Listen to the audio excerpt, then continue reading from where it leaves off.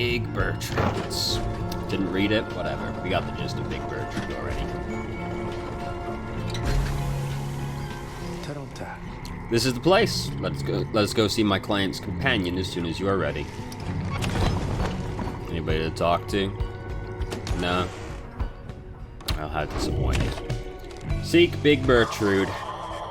Big Bertrudes is a sickly gathering of bog dwellers who stay within shadows, yet you feel their eyes surveying everything. The lone minstrel steps forward. Sandalwood sent us.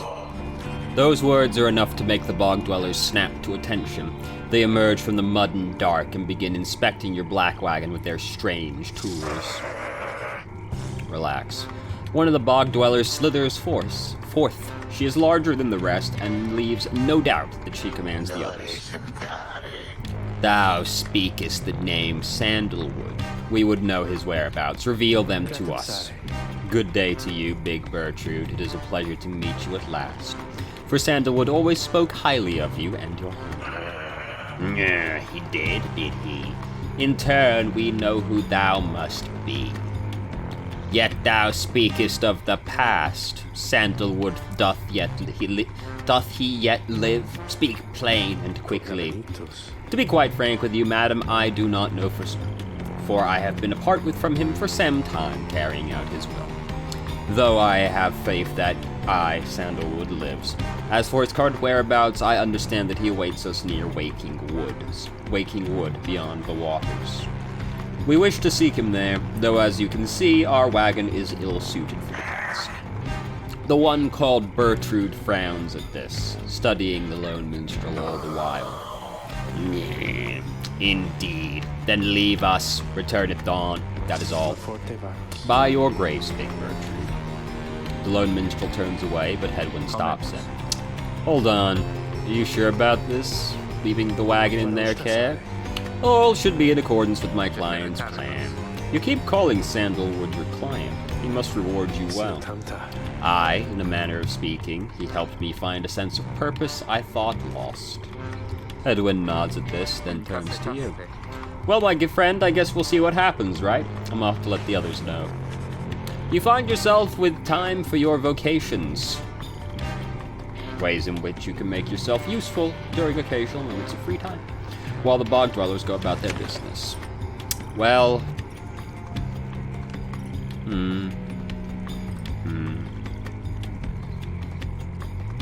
Yeah, as mentor companion. I will mentor Tizo, because he's the best. Tizo would be pleased to go over finer points of the rites with you. You sit down with Tizo to go some over the subtler aspects of the rites, such as the state of banishment and how to return from it. You sense he is beginning to understand. Ooh, look at that. Tizo just had a flash of inspiration about his role in the rites as part of the Nightwings. Tremendous. Which one did I want? Banish adversaries in my area. Tizo returns much faster. Yes. Scree-hrock. Tizo is letting what you said of banishment sink in. Great job, Tizo. Good talk, good talk. Continue the journey. The lone minstrel finds you early the next day. Reader, it is ready. Please come have a look. The others are already there. Step inside. It's a fish. The black wagon appears different now than it did a day before. The hull is fully sealed and reinforced, and all manner of nautical equipment adorn the port side. Wow. You people seeing this? I'm gonna have a look around. The wagon should be fit for sea voyage. Let us depart at your earliest convenience. What about Big Bertrude? She then appears, as if on cue. Tell that Sandalwood he owes us twice over. If I may, Big Bertrude, you could tell him yourself if you wish to accompany us in our voyage north. Our group would welcome someone of your vast experience. Dare thee make flirtations upon us? No, I don't want to fuck a snake. Enough. But should ye see that Sandalwood, tell him also to come and visit us again. Now be gone from here, and tell no one that we were paid in favors. She slithers off without another word. Soon, the lone minstrel breaks the silence.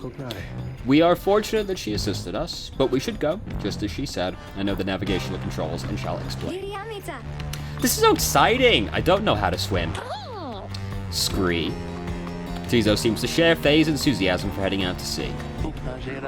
I am beginning to feel ill. Well, someone's just a misery, aren't they? Worm Gulf. You have not yet been to this region of the downside. Before she left, Big Bertrude shared knowledge of the current that should draw you out to sea. Let's go, boys! An amphibious wagon. Wow. Future is now.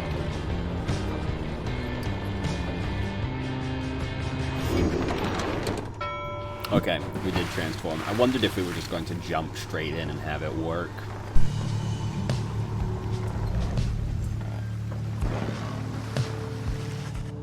You and your companions watch the sea as your wagon rolls over the gentle waves. We have crossed into Worm Gulf. The tempestuous sea of soils lies beyond this death-still body of water. Exiled worms from the sea dominion naturally congregate around here. I hope that all of you are acclimating well. There is no acclimating to these worm-infested waters. We risk everything to sail here. Known for being reckless and single-minded, they were perfectly suited to fill the Commonwealth's front lines. As long as we follow the cold current Big Bertrude indicated, we shall be safe. If the next ride is in the middle of the sea, how will our adversaries meet us there? They shall find their way, as we find ours. It is all part of the scribe's designs. Now, reader, please confirm the next point on our sea journey. We seek the hulk of oars. A carcass of the doomed exploring vessel Dazraban? Lost in the waters of Downside. Outer Solace. Still can't scroll. We're like off the beaten path. You sir? Alright, Outer Solace it is. Man, the ocean sucks. This place sucks. Even the mire looked better than this. The ocean in general sucks though. Weird things living there.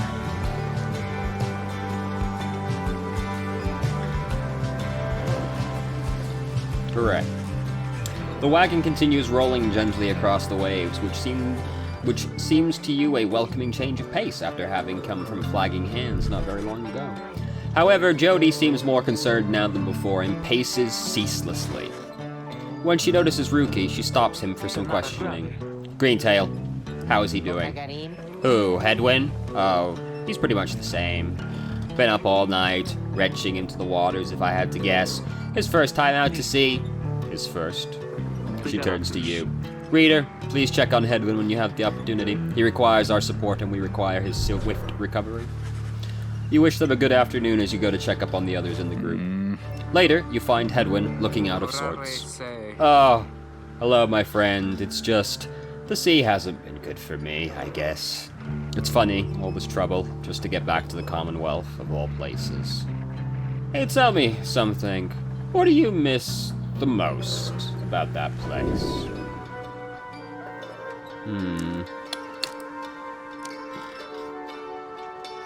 Sure, it was highly illegal, though just the same, you miss having access to those volumes. Your life was almost always difficult, but several of your lifelong confidants did help you get by. Your mouth waters at the thought of it, at least companion. You have made conscious efforts to discard most of your memories of living in the Commonwealth. I will go with my friends. You tell them that there were those who did support you over the years, and that it pains you now to be apart from them. Yeah, I hear you, my friend. There's something I miss terribly back there myself. I'm sure that when you make it out of here, your loved ones will be waiting. Anyway, I'll be fine, I think. Thank you for checking up on me.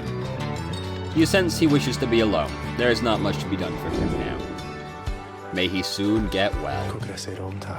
I am sorry for my interruptions, reader. Please, again, confirm the next point on our voyage. There it is. Sucks to be Hedwin, I guess. I would have guessed that Jody was going to be the one that didn't handle the sea well, but apparently she's fine. If the boat is just gonna fucking curve at like almost a 90-degree angle, I can understand though. By the scribes, the sea! I didn't know it was so beautiful. Having escaped the waters of Worm Gulf, you can see now what must be the hulk of oars far on the horizon. Not everyone has taken well to the sea voyage, however. Harahum. Tizo is wondering if Hedwyn is feeling better. He requires further rest, Tizo. All we can do is wish him a swift recovery. Reader, sir, from this point our voyage must diverge from Bertrude's instructions. Please consult with your companions about which course to take. Well, let's see. The north current towards the hulk of oars runs as quick as the Underking oars himself. Faye believes that the 8 scribes shall bless you here. The south current towards the hulk of oars teems with fish and other sea. Tizo wants to fish for something tasty here. Look, whatever my man Tizo wants is what Tizo's gonna get, okay? Tizo's my favorite.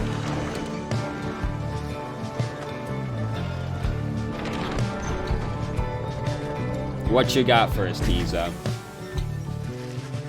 The sea is peaceful for the most part, save for occasional strange shimmers beneath the surface. You realize the lone minstrel is looking down at them along with you. Those shapes down there, some must be worms of the Sea Dominion, cast into exile.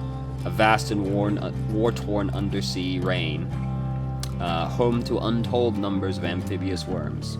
Having conquered the waters, the worms clambered onto the Commonwealth shores in search of new wars. I understand they tirelessly fought the Commonwealth's wars, having grown weary of their own. They must make worthy adversaries. Scraha! Tizo appears to have spotted something tasty. Tizo dives without warning into the depths below. And there he goes again. That one enjoys being at sea, despite its perils. Tizo enjoys a lot of things, alright? Eventually the little imp resurfaces, clutching something in his claws. A slug market? 88 gold, good heavens. A limbless, cold-blooded creature caught at sea. Great job, Tizo. What a hero.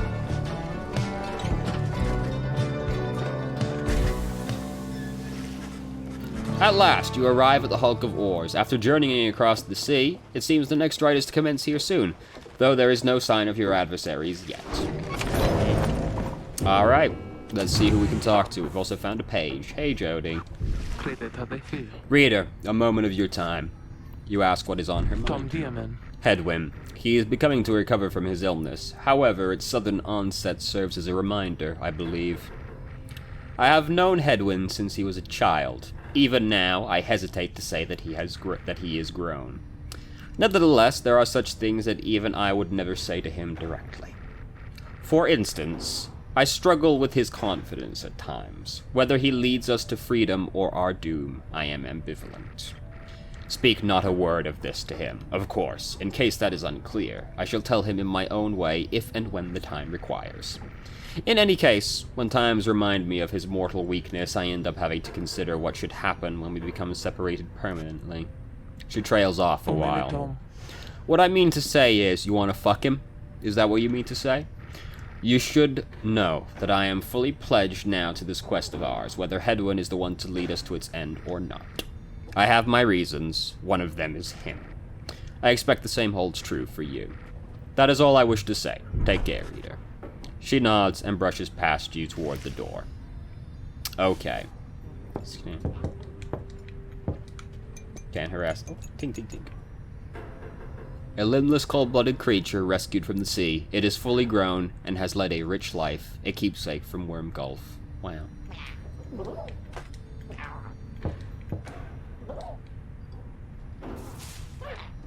Alright.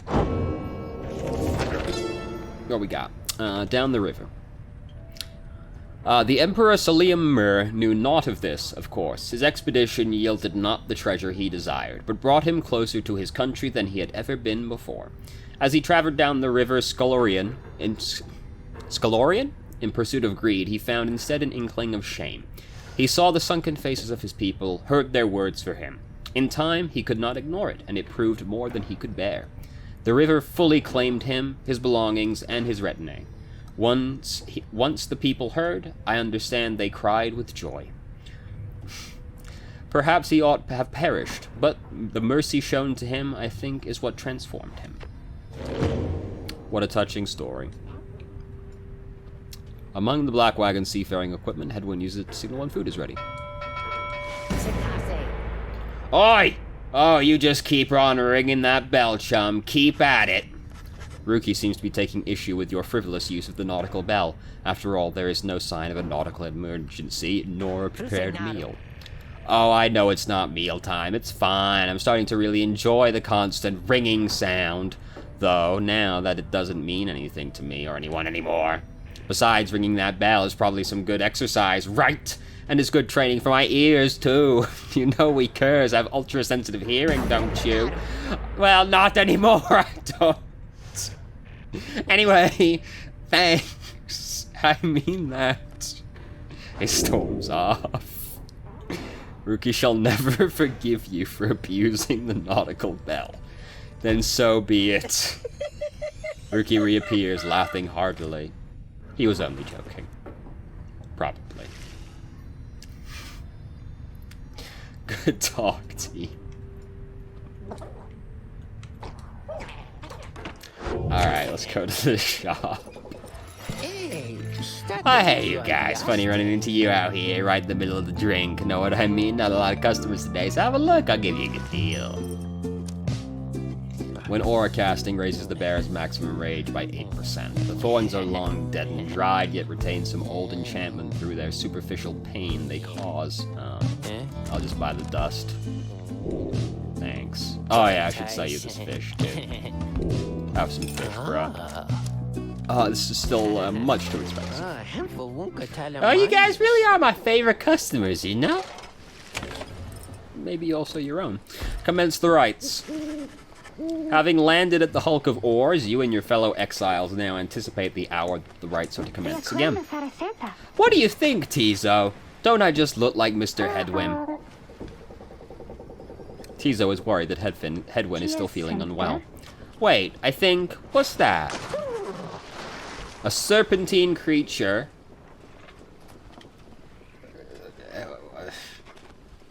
I'm just really put off by the fact that it's just straight up a Crusader helmet, like, attached to a snake, you know? A serpentine creature emerges from the waters, followed by several other of its kind. You recognize it's a worm of the Sea Dominion. What they are all doing here, you can see plain by their ritual raiments. The nearest one somehow loosens its mask. Oh, God. That's not what I expected it to look like. Good sirs, and good ladies.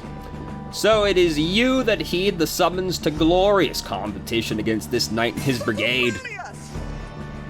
Jesus Christ. Well then, let us do battle now without delay. More than our freedom is at stake here, but our very honor. And this knight fully intends to reclaim his. Oh, and lest this knight forget, he is called Sir Gilman, a once proud knight of the Sea Dominion, on a self-made quest to regain his honor. He salutes you all on behalf of the Pyre Hearts until the contest. He splashes out of view just as the stars above begin to shimmer with strange light. I liked him. He was a good man. So when do we meet our snake and worm friends? Because logically we have to get one of every race at some point, right? Oh, that's what affects the pyre damage. Okay. Relentless, aren't we, reader? Even the vastness of the sea was not enough to thwart your coming here unto the hulk of Orus. You would be wise not to underestimate your adversaries here, despite their pitiable look. I am, of course, referring to the Pyre Hearts. These rites are but another war to them, and that makes you their mortal enemy. I expect your battle to be glorious. Yeah, dude. This is a little bit unusual, pyre arrangement-wise. Your fellow exiles are gathered on the rotting deck of the hulk of Orus as your adversaries clamber into view. Rookie paws up to them. Say, what are you worms doing here? Can't you just swim back to the Commonwealth or the Sea Dominion or wherever it is you're from? Ha-ha! An excellent point. It seems then that these adversaries in the rites are clever, wouldn't you say, sire? Just get rid of them already, Gilman. As your commanding officer, this nearby hereby commands it. Hark! This knight wishes to introduce his noble commander. No worm knight in history has withstood as many frontline battles. Doff your helm, sire, as is our custom. May our adversaries tremble at the sight of you. Sir Gilman attends to his master's masks despite his protests. Give this knight his mask. This knight hereby presents to you the great Sir Deluge. A noble visage, is it not? Sir Deluge trembles and squirms.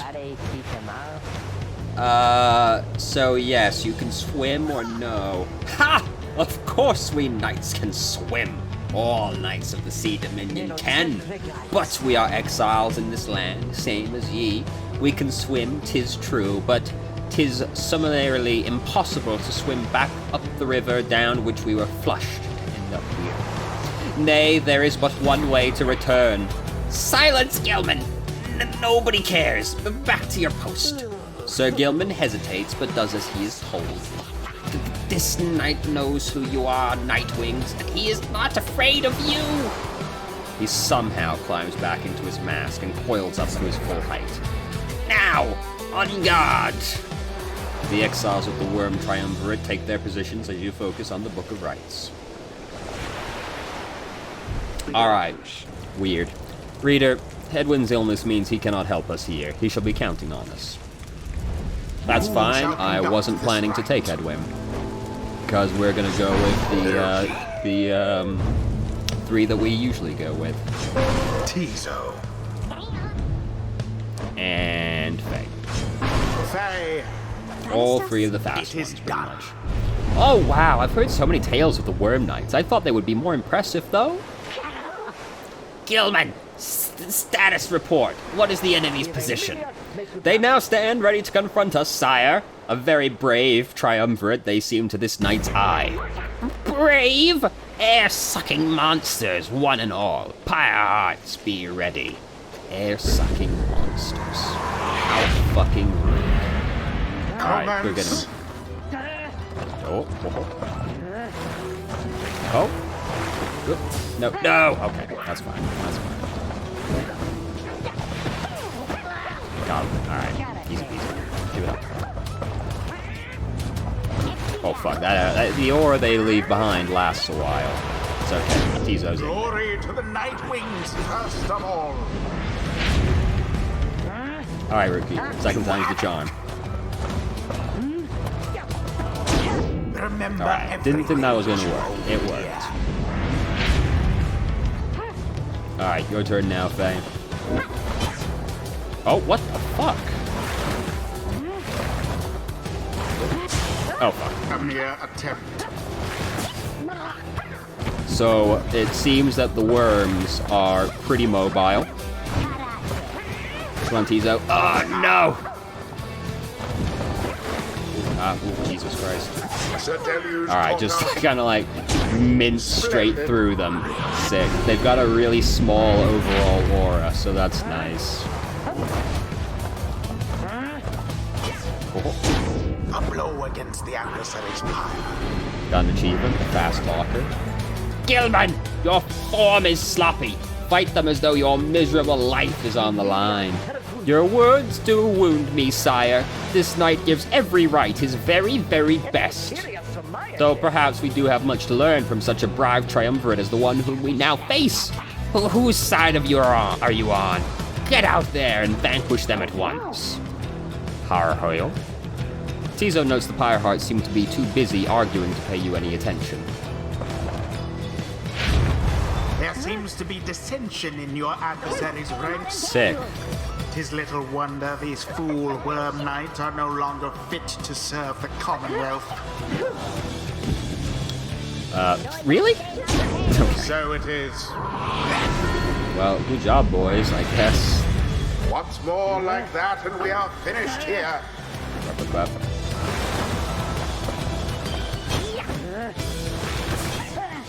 Oh, that got him? Damn.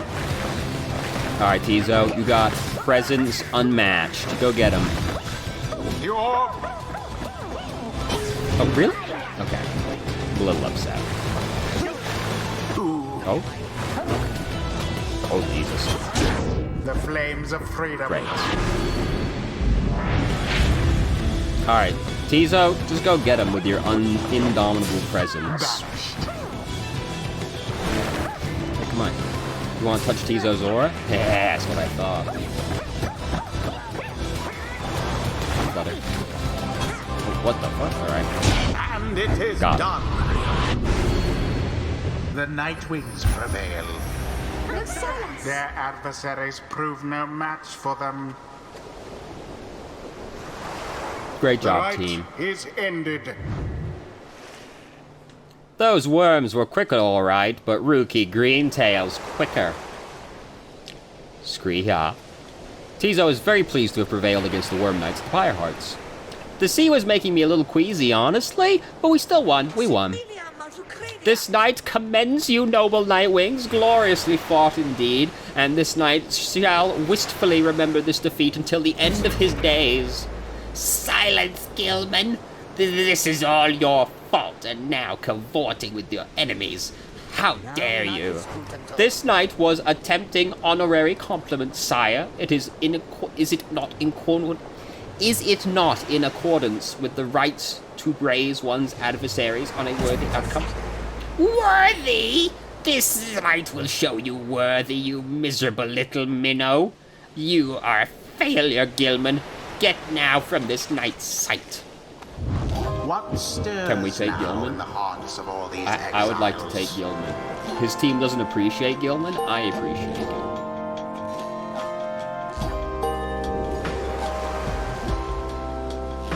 Until the stars align. Great talk, team. Great talk. Can we take Gilman, though? Like, for real? Like, I'll take Gilman. After besting the Pyrehearts with great prowess, you at last return to the wagon with your companions. There is little discussion of the Pyrehearts, who seem to have already swam off towards where the next stars directed them.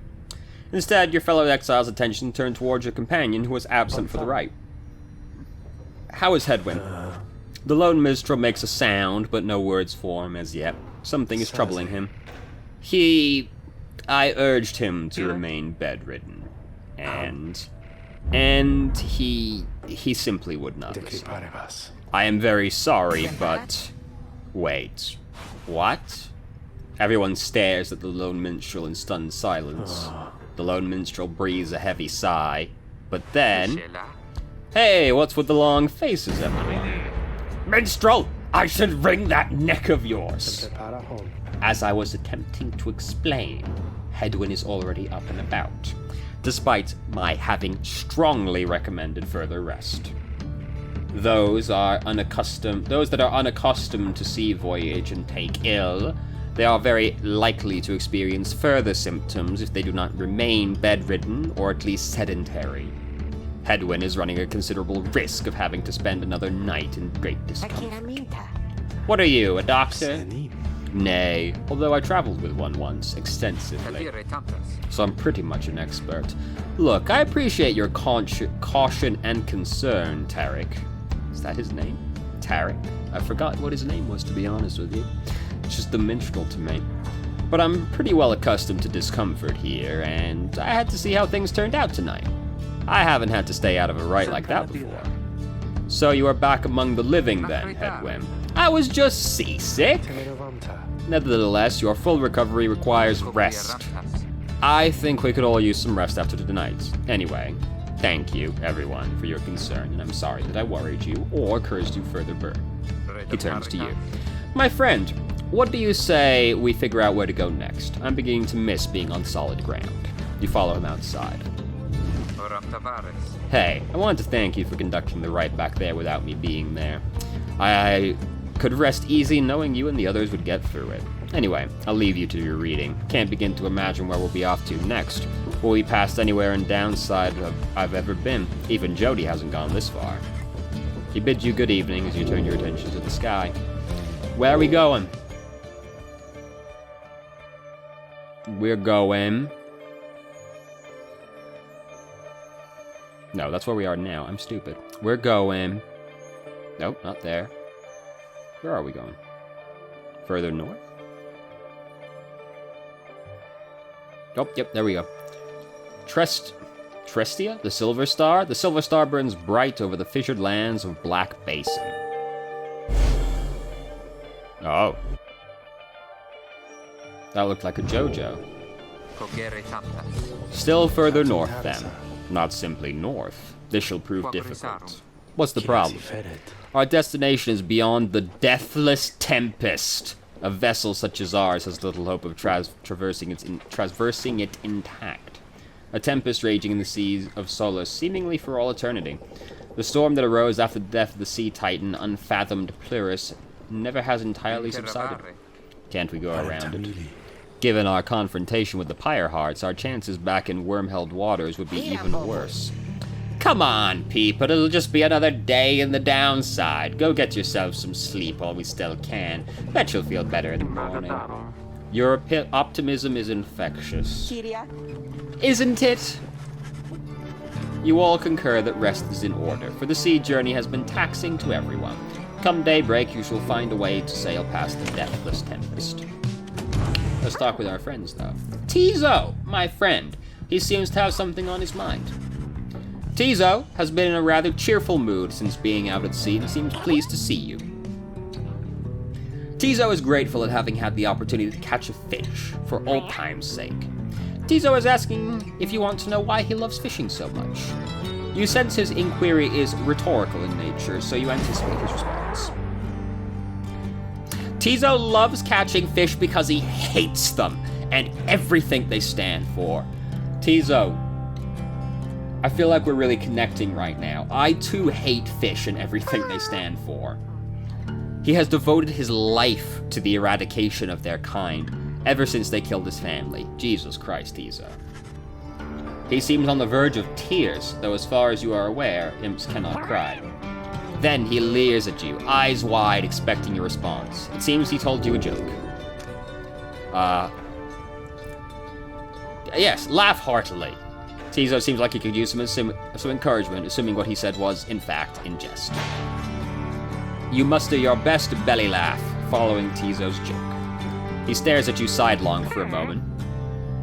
Tizo admits the real reason he loves catching fish is because Falcon Ron pays a lot of soul for them. He snickers back at you and bounces off. That's okay. I still respect you, Tizo. Don't worry. Alright, good talk, team. Continue my journey.